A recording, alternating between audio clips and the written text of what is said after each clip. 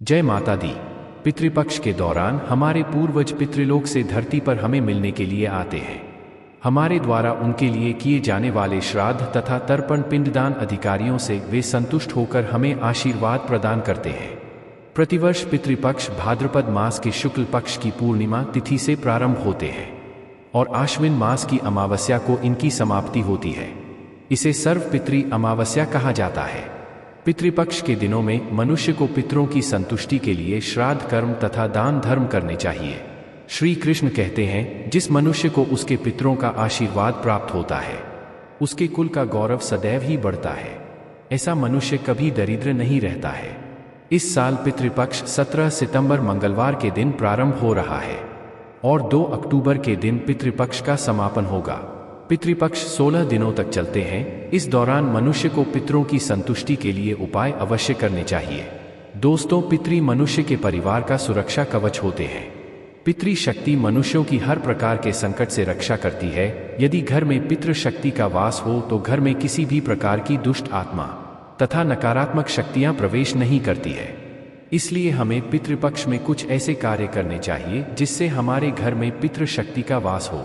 पितरों को प्रसन्न करने के लिए गरुड़ पुराण में भगवान श्री कृष्ण ने बहुत ही महत्वपूर्ण उपाय बताए हैं। भगवान श्री कृष्ण के अनुसार पितरों की संतुष्टि के लिए सर्वोत्तम उपाय है दान करना, और दान में भी सर्वोत्तम होता है तिल का दान करना। जो भी मनुष्य पितृपक्ष में पितरों के लिए तिल का दान करता है उसके सभी पापों का एवं दुखों का नाश हो जाता है।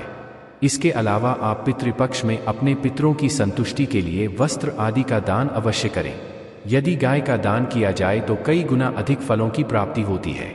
दोस्तों, हमारे प्राचीन धर्म ग्रंथों में गाय को एक अत्यंत महत्वपूर्ण और पवित्र पशु माना जाता है।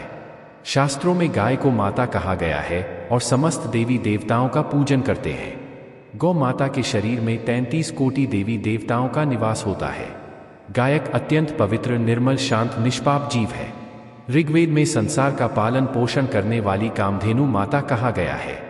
इसके दर्शन मात्र से मनुष्य के हजारों पाप नष्ट हो जाते हैं। इसीलिए कभी इस निष्पाप गौमाता पर अत्याचार नहीं करना चाहिए। गाय को कभी मारना नहीं चाहिए और कभी उन्हें कष्ट नहीं देना चाहिए। गाय को मारना शास्त्रों में सबसे बड़ा पाप माना गया है। दोस्तों, भगवान श्री कृष्ण को गायों से विशेष लगाव था। उन्हें गौमाता बहुत अधिक प्रिय थी।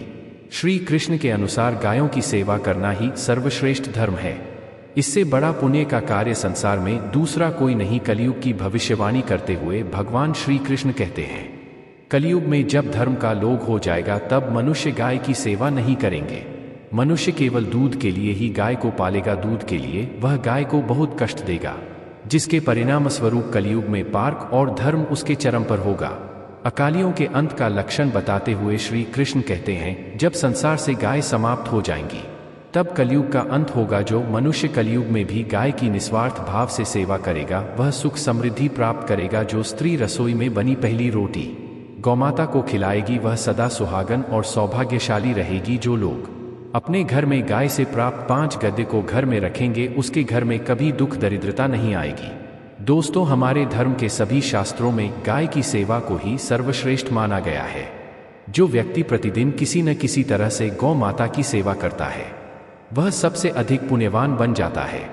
गांव में तो मनुष्य को गाय की सेवा करने का अवसर प्राप्त होता है, लेकिन शहरों में गाय के दर्शन आसानी से नहीं हो पाते हैं। इसीलिए मनुष्य को गौशाला में जाकर गाय की सेवा करनी चाहिए अथवा गौशाला के लिए दान धर्म करने चाहिए। इसके अलावा आप अपने घर में ही गौ माता की मूर्ति रखकर उनकी पूजा जरूर करें। इससे भी माता कामधेनु का आशीर्वाद प्राप्त होता है। शास्त्रों में गौमाता को मां लक्ष्मी का रूप माना गया है, इसीलिए उनकी पूजा करने से दरिद्रता दूर होती है। प्राचीन काल से ही गौमाता की सेवा और संरक्षण करने की परंपरा चली आ रही है। कई ऋषि मुनि अपनी कुटिया में गायों का पालन करते थे तथा राजा महाराजा कार्यों का दान करते थे। गायों के दान को सबसे बड़ा दान कहा गया है। गाय का दान करने से सभी जन्मों के पाप नष्ट हो जाते हैं और मनुष्य को मोक्ष की प्राप्ति होती है। आज हम आपको गौमाता के संबंध में बहुत ही महत्वपूर्ण बातें बताने जा रहे हैं। गाय की पूजा कैसे करनी चाहिए, गाय को कौन सी चीजें खिलाने से कौन सा फल मिलता है तथा गाय के किस अंग को स्पर्श करने से दरिद्रता दूर होती है आदि के बारे में हमारे शास्त्रों में बहुत ही महत्वपूर्ण ज्ञान दिया गया है। हमारी अत्यंत पूजनीय गौमाता के बारे में आप सभी को यह बातें अवश्य जान लेनी चाहिए, इससे आपके जीवन से सभी प्रकार के कष्ट दूर होंगे। दोस्तों, कई बार महिलाएं जाने अनजाने में गाय को कुछ चीजें खिला देती है, जिससे मां लक्ष्मी क्रोधित हो जाती है। शास्त्रों में कहा गया है कि ये चीजें गाय को कभी नहीं खिलानी चाहिए, इससे मनुष्य के जीवन में दुर्भाग्य आता है और उसे किसी भी कार्य में सफलता नहीं मिलती है। तो चलिए जान लेते हैं गौमाता के विषय में महत्वपूर्ण नियम। तो सबसे पहली बार दोस्तों, गौ माता के दर्शन करना बहुत शुभ होता है। शास्त्र कहते हैं रोज सुबह गाय के दर्शन होने से पुण्य की प्राप्ति होती है और सुबह गोबर के दर्शन होने से लक्ष्मी की प्राप्ति होती है। अगर किसी महत्वपूर्ण कार्य के लिए जा रहे हैं और अचानक ही गौमाता आपके रास्ते में आ जाती है तो वह कार्य निश्चित ही सफल हो जाता है। किसी भी यात्रा पर निकलते समय अगर गौ माता के दर्शन हो जाए तो वह यात्रा सुखपूर्वक पूर्ण हो जाती है, इसमें संशय नहीं है। ज्योतिष शास्त्र के अनुसार कुंडली में यदि पितृ दोष होता है तो अन्य उपायों के साथ साथ गौमाता को प्रतिदिन रोटी और घास खिलाने से लाभ होता है और पितृदोष से मुक्ति मिलती है। इसी तरह कुंडली में यदि शनि की साढ़े साती या महादशा है तो हर शनिवार और अमावस्या को काले रंग की गाय को घास या रोटी खिलाएं और उसकी पूंछ क्या करें, इससे शनि दोष का होता है कि गोमूत्र यानी कि गाय का मूत्र बहुत ही उपयोगी, पवित्र और स्वास्थ्य की दृष्टि से अत्यंत हितकारी होता है। आध्यात्मिक दृष्टि से तो गोमूत्र का महत्व है ही, साथ वैज्ञानिक और स्वास्थ्य की दृष्टि से भी गोमूत्र के बहुत से लाभ बताए गए हैं। गोमूत्र में बहुत से खनिज पदार्थ और स्वास्थ्यवर्धक तत्व होते हैं जो हमारे शरीर की शुद्धि करते हैं और बहुत से रोगों से भी बचाते हैं। साथ ही गोमूत्र छिड़कने से वातावरण में शुद्धता और पवित्रता व्याप्त हो जाती है। इसलिए हमारे शास्त्रों में शरीर को निरोगी रखने के लिए प्रतिदिन गोमूत्र का सेवन करने तथा घर में गोमूत्र छिड़कने के लिए कहा गया है। कुंडली में शुक्र ग्रह की स्थिति को मजबूत करने के लिए ज्योतिष शास्त्र के अनुसार सुबह के भोजन में सबसे पहली रोटी निकालकर एक सफेद गाय को खिलाना शुभ माना जाता है। अगर आपकी कुंडली में बुध ग्रह कमजोर है या आपको किसी कारण इसके दुष्प्रभाव झेलने पड़ रहे हैं तो हर बुधवार के दिन गाय को हरा चारा खिलाना शुरू कर दें। इससे बुध से जुड़े दुष्प्रभाव दूर होंगे और आपको तमाम समस्याओं का हल मिल जाएगा। अगर कुंडली में मंगल दोष है जिसके कारण आपके जीवन में कई तरह की परेशानियां हैं तो लाल रंग की गाय की सेवा करें। मंगलवार के दिन गाय का पूजन करें और उसे गुड़ और चने आदि खिलाएं। बृहस्पति ग्रह को जीवन के सभी मांगलिक कार्यों का कारक माना जाता है।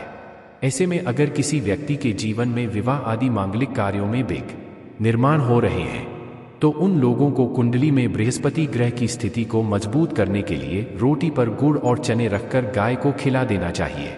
इससे आपको शुभ परिणाम प्राप्त होते हैं।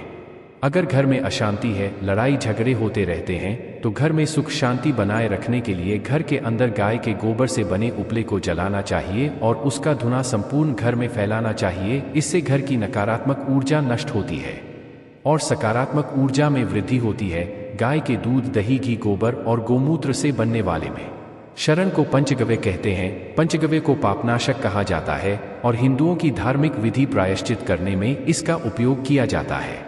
पंचगव्य को बनाने वाली सभी वस्तुएं अत्यंत उपयोगी होती है जो स्वास्थ्य के लिए लाभदायक तो है ही और साथ ही औषधीय गुणों से भरपूर है। दोस्तों, अगर आपके द्वार पर गौमाता आती है तो उसे बिना रोटी खिलाई जाने मत देना, नहीं तो आपको दुर्भाग्य का सामना करना पड़ेगा, क्योंकि जिसके द्वार से गाय बिना कुछ प्राप्त किए लौट जाती है उसके घर से लक्ष्मी भी चली जाती है। प्रत्येक स्त्री को प्रतिदिन गाय के लिए एक रोटी बनानी चाहिए और प्रेम से गौमाता को खिलानी चाहिए।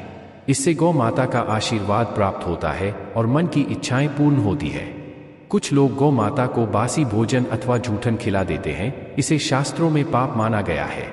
आप किसी अन्य पशु को खिला सकते हैं लेकिन गाय को कभी झूठ नहीं खिलानी चाहिए। भूख लगने के कारण गौमाता उस अन्न को ग्रहण कर लेती है, लेकिन इसका पाप उस व्यक्ति को लगता है जो गौमाता को ऐसा बासी भोजन खिलाता है। गाय एक शाकाहारी और पवित्र पशु है, इसीलिए गायकों के भजन में कभी मांस, अंडे आदि चीजें नहीं डालनी चाहिए। ऐसा करने से महापाप लगता है। यदि आपकी कुंडली में चंद्र दोष है और जिसके कारण लगातार परेशानी उठानी पड़ रही है तो आप यह एक उपाय जरूर करें। आप रोटी पर सफेद मक्खन, नमक और घी लगाकर गौमाता को खिला दें। यदि शनि दोष है तो आटे में थोड़े काले तिल मिलाकर रोटी बनाकर गौमाता को खिला दें, इससे शनि दोष समाप्त होता है। मंगल दोष को दूर करने के लिए रोटी पर हल्दी लगाकर गाय को खिलाना चाहिए। अगर घर में धन की समस्या है तो गुरुवार के दिन गाय को केले का फल खिलाना चाहिए, इससे दरिद्रता दूर होती है। दोस्तों, गौमाता की पीठ पर एक उभरा हुआ को बड़ होता है। उसको बड़ में सूर्य केतु नारी होती है। जब भी आपके द्वार पर गौमाता पधारे, आप इसको बड़ को एक बार जरूर स्पर्श करें। इससे आपके जीवन से सभी दुखों का अंत होगा और धन संपत्ति की प्राप्ति होगी। शास्त्रों में कहा गया है, जो मनुष्य तन मन धन से गौ माता की सेवा करता है, मृत्यु के बाद वैतरणी नदी को गौमाता की पूंछ पकड़कर पार कर लेता है, उस व्यक्ति की अकाल मृत्यु नहीं होती है और उसे मोक्ष की प्राप्ति होती है। जिस व्यक्ति के भाग्य की रेखा सोई हुई है, अगर वह व्यक्ति अपनी हथेली पर रखकर गौमाता की जीभ से चढ़ाता है तो उसकी सोई हुई भाग्य रेखा खुल जाती है और उसका दुर्भाग्य सौभाग्य में परिवर्तित हो जाता है। तो दोस्तों, इस प्रकार से आप सभी गौ माता की सेवा जरूर करें। दोस्तों, उम्मीद है आपको यह जानकारी अच्छी लगी होगी। वीडियो को लाइक जरूर करें और कमेंट में जय गौ माता जरूर लिखें। जय हो।